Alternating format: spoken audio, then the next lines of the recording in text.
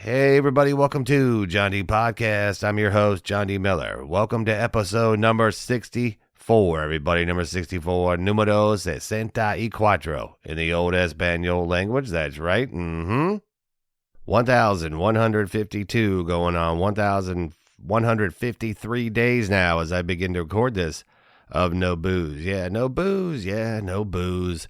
How are yous? How are yous? How are y'alls? Thank you to everybody who listened to episode 63.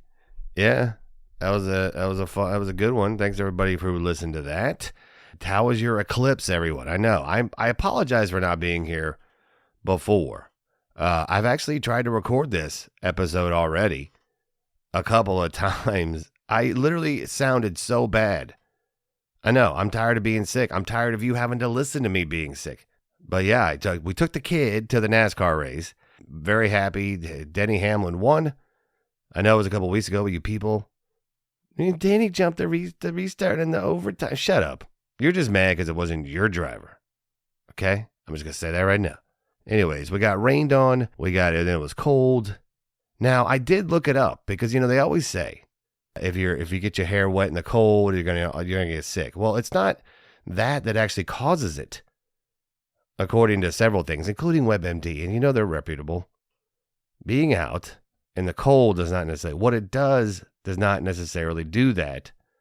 What it does do is it does cause your immune system to lower. And then if you are exposed to or have a virus in you already, then that can cause it to more easily get into your system. So, yeah, but I don't sound too bad right now. The other ones, I went back and listened to them. I was like, man, maybe these are still usable. Maybe I could go back. No, it's just me. It's just me talking like this the whole time. Welcome to episode 64, everybody. What's going on? Hey, did you guys see the eclipse? Was that awesome, huh? Did you? Totality. Woo! Nobody wants that. Oh, but the eclipse. Did you guys have a good one? I think where I was at, it was like 83% was the peak of it for us here. The time was like 3:18 p.m. And I took obviously, because it's a fucking solar eclipse dipshit. Anyways, so I finally got the kid to go outside like 3:09. He didn't want to do it. I was like, let's go outside and actually look up for once. How about we do that? Next one's going to be in 20 years. Nobody knows where we're going to be at that point, right? 2044. Come on. I don't know where it was where it got completely dark. That must have been really pretty cool. Especially because it's so long, because it is darker for a long time. Then it gets completely dark. Yeah, that'd be crazy. What if when it happened, it went like totality, and then it just became like that scene in Pee-wee's Big Adventure where he's by himself and all you can see, he's in the dark and all you can see is his eyeballs. Do you remember that part? Yeah, he keeps hearing all these sounds. I was wondering was the people who were talking about it was the Rapture. How bad do those people feel now that they're still here? That's what I'm wondering. Like, this is it. This is the Rapture. It's going to happen. Here it goes. Yeah. And then nothing. Like, shit. What did I do wrong, Lord? What did I do wrong? God's like, nothing. It's not the time. It's not the time, man. Chill out. Just chill out a bit there. And what if you quit your job? Right? You quit your job. You told all the people you wanted to tell off. You just said, fuck all of you. And you just left. I'm out of here. And you can all suck it. And the next day he went back to work, and the look on people's faces must have been like, "Whoa, are you serious? Oh my God, Rick came back. I guess he didn't get taken. Oh my God, look, he's just going right to the thing. He's just starting work. Look at oh man. Hey, Tony, remember when he told you to go fuck yourself yesterday? What are you going to do? Are you going to do anything about that? Huh? All right. This is going to get ugly. Yeah, that's what I'm saying. The whole situation could get really ugly when you believe in things that are really not proven. That's all I got to say.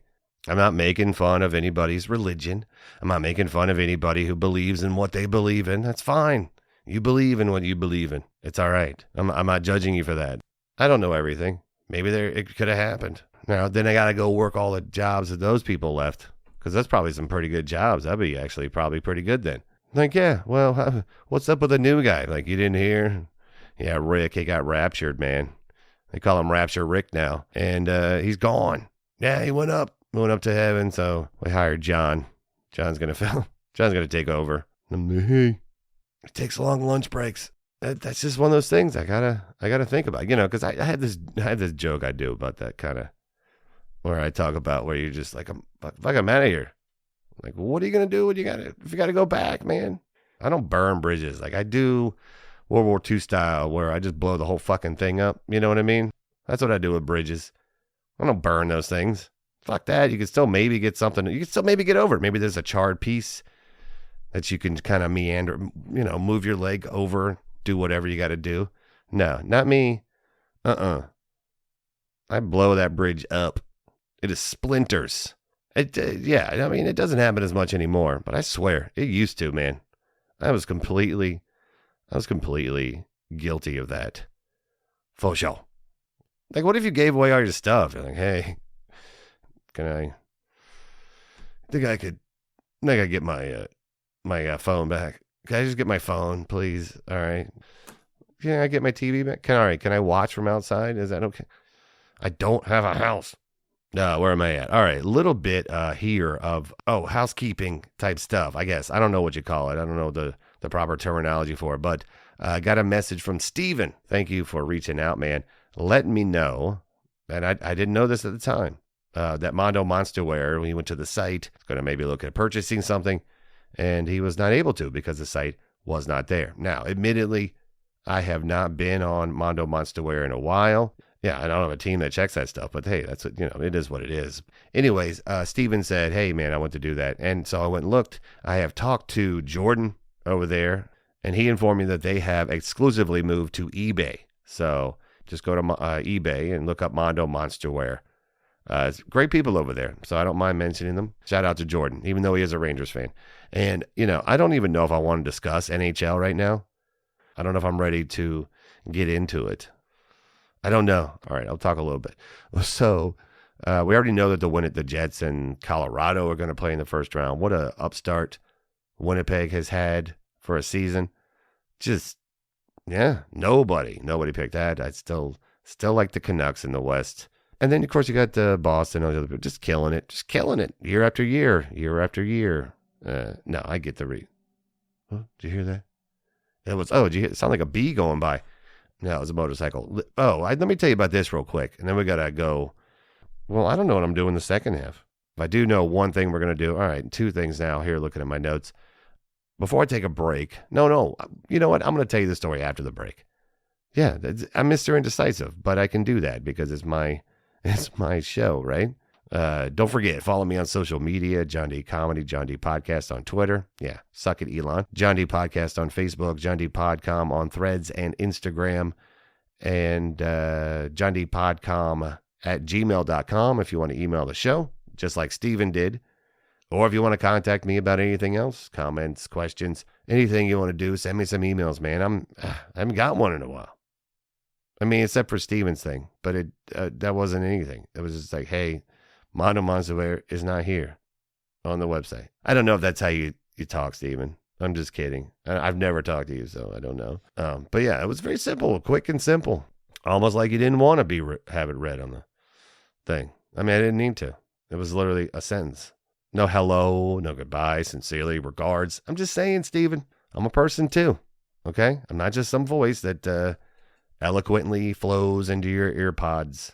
I don't know. Can I earpods or can I say AirPods? Probably get sued if I said AirPods. All right. Let's take a break, and then I'm going to tell you the story. Something that sounds like bees. We're going to be talking about that. All right. So stick around. More John D Podcast right after this.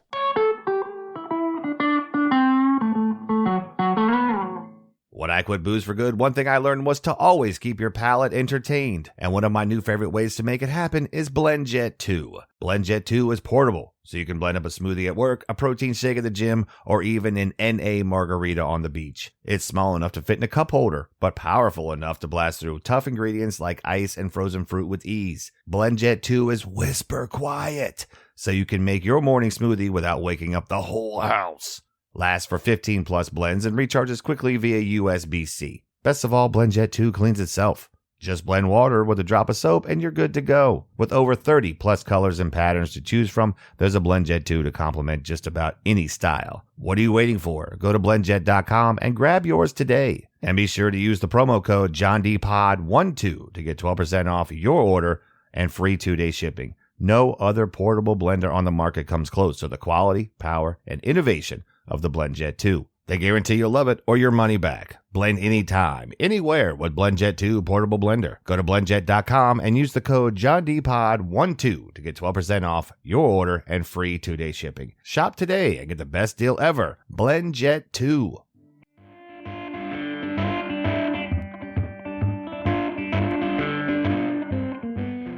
And welcome back to part 2 of episode 64, numero 64 of John D Podcast. I'm your host, John D. Miller.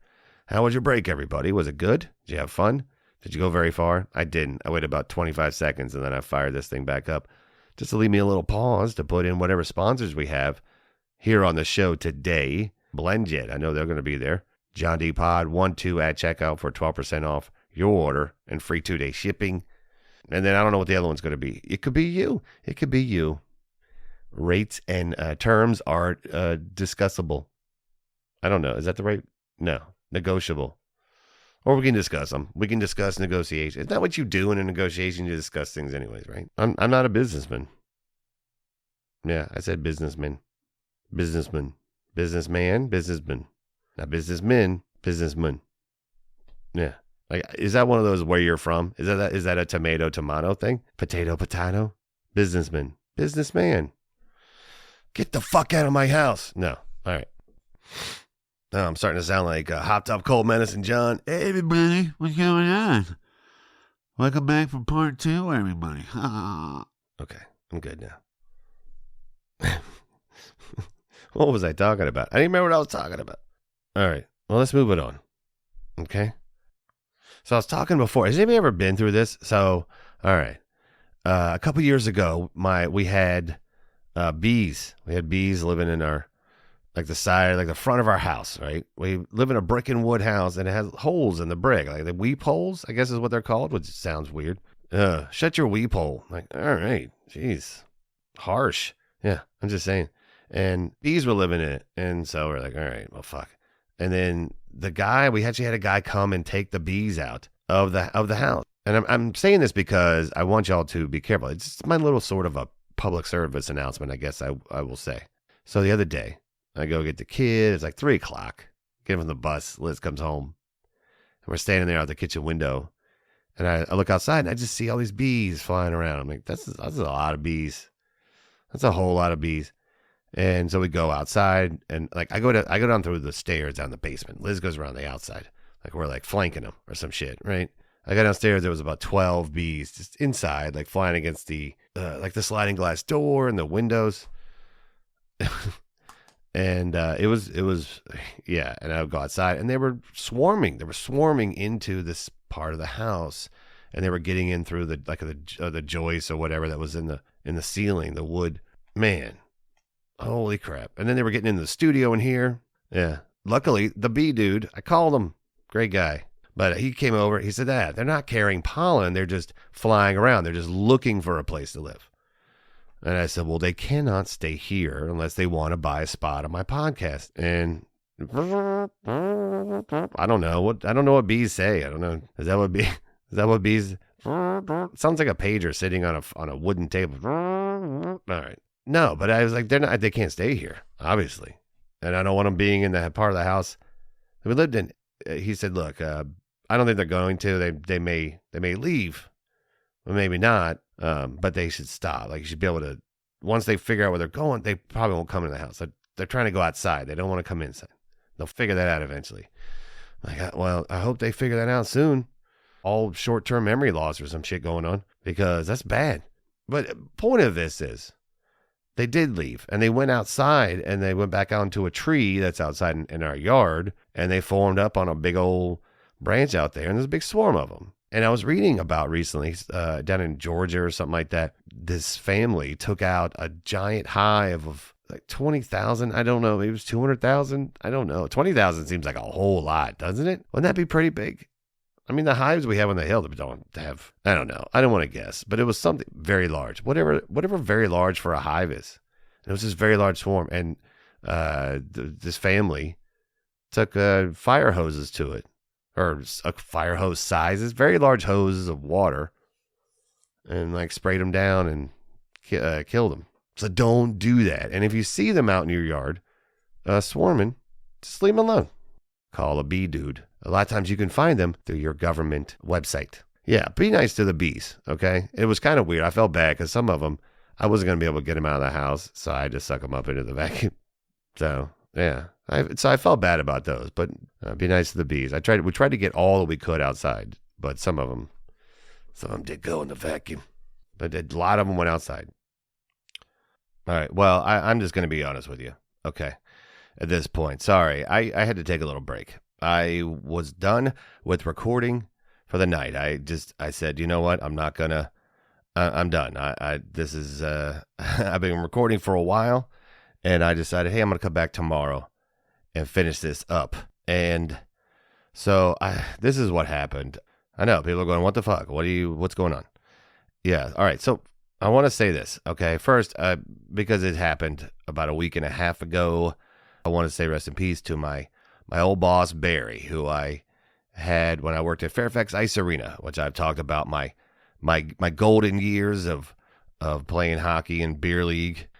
He was one of the first decent bosses I ever had. I was a young, stupid stoner kid, and I was kind of a screw up, and they was just, this Miller. So what he does, and I loved working that ice rink. Got fired from that job, and a few years later, Barry would come in and he would shoot pool in this place I worked at called Fast Eddie's, and I was a manager there. I'd gone from being a doorman to a manager, and he told me at one point, he goes, hey Miller, you're doing well, man. I'm happy for you. I'm proud of you, man.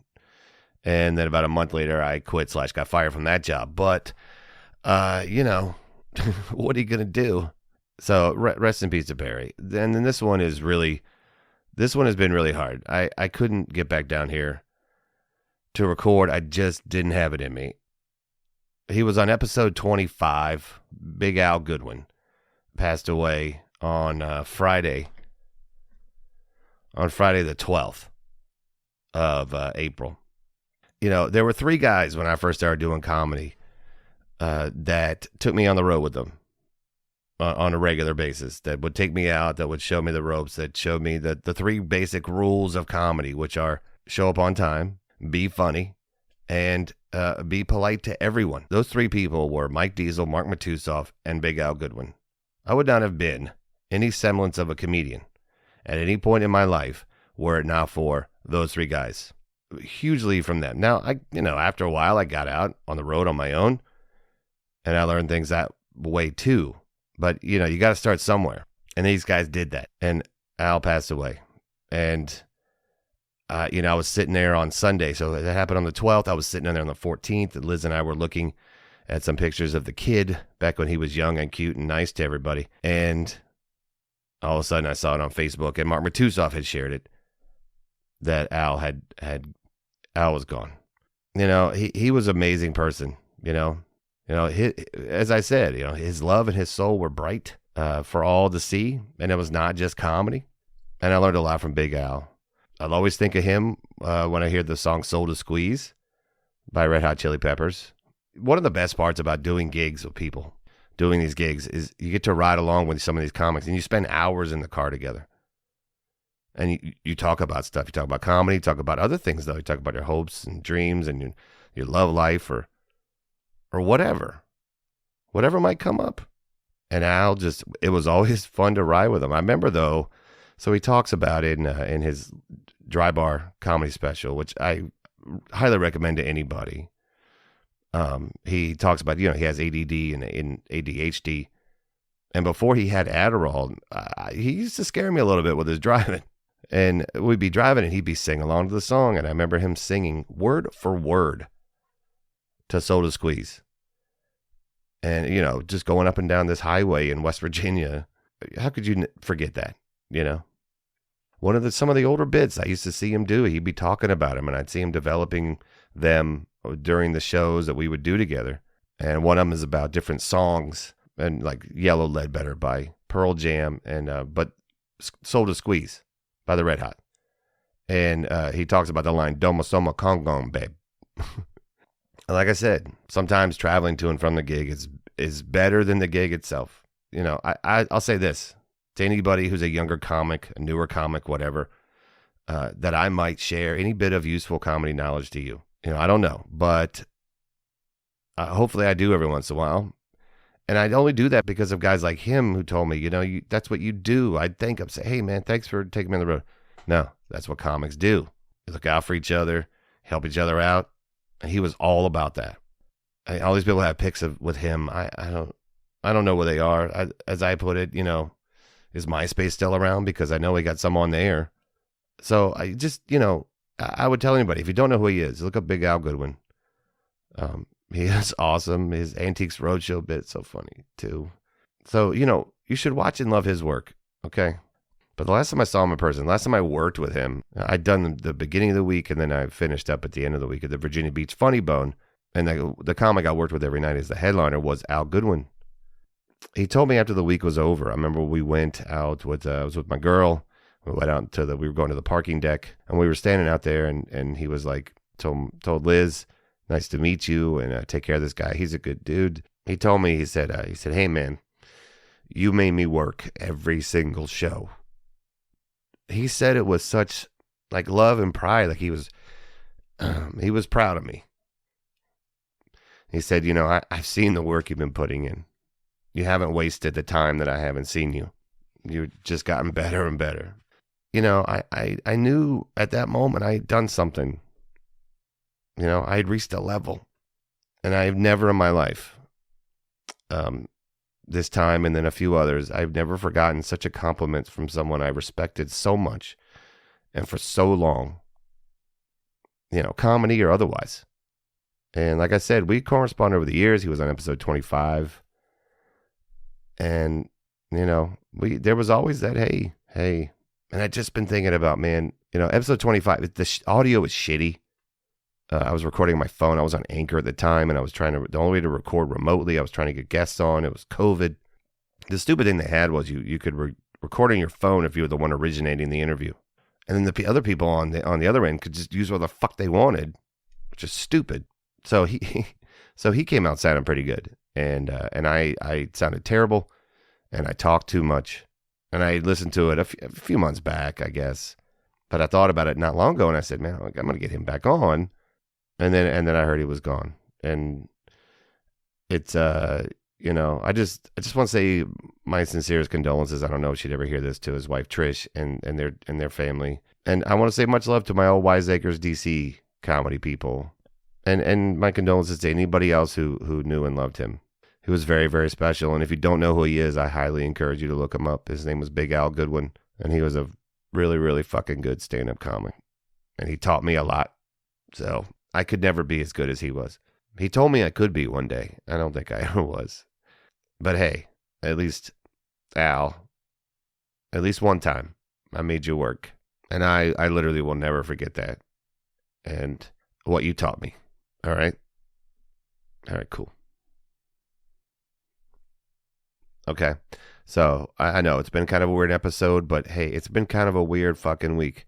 It hasn't been all gloomy in the comedy world since the last time I talked to you. I did do a show a couple weeks ago that I put together with a local community association. I love when people just say community. It just sounds so cool, right? And I'm a member of the group, and I said, hey, you guys want to do a show? And they said, yeah. And so I put it together. So I didn't really produce it. I basically told the comics when to be there. But I want to give a shout out to Riley and Joe, who helped put it together. They had the venue, they had the lights, they had the sound system, the chairs. They did all that because I was running late.